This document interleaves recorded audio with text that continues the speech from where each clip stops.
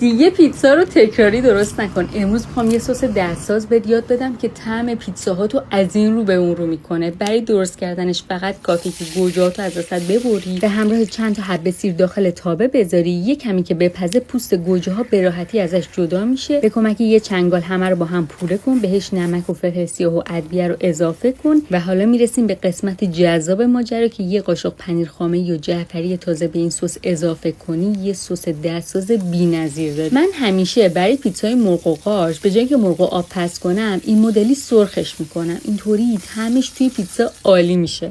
آموزش خمیر این پیتزا رو چون که کلی نکته داره و دوست دارم همیشه آموزشان کامل باشه، به طور کامل توی هایلایت خمیر پیتزا گذاشتم با تمام نکاتش و حتی نحوه پهن کردنش داخل سینی فر. از اونجا میتونید نگاه کنید. سوسی که درست کرده بودیم بعد از اینکه کامل خنک شد یک لایه روی سطح پیتزا میزنیم، یک لایه روش پنیر میریزیم. من دیگه روی پیتزا پنیر نمیزنم، فقط همین یک لایه که زیر گذاشتیم کافیه. مرغایی که نواری برش دادیم. اگه میخواید قارچتون توی پیتزا آب نندازه، نکته که توی کپشن نوشتم و حتما بهش دقت کنید. و برای گرفتن بهترین نتیجه پیتزا رو توی تایم کوتاه و درجه حرارت خیلی زیاد بپزید. این پیتزا رو حتما درست کنید، بهتون قول میدم که عاشقش میشید.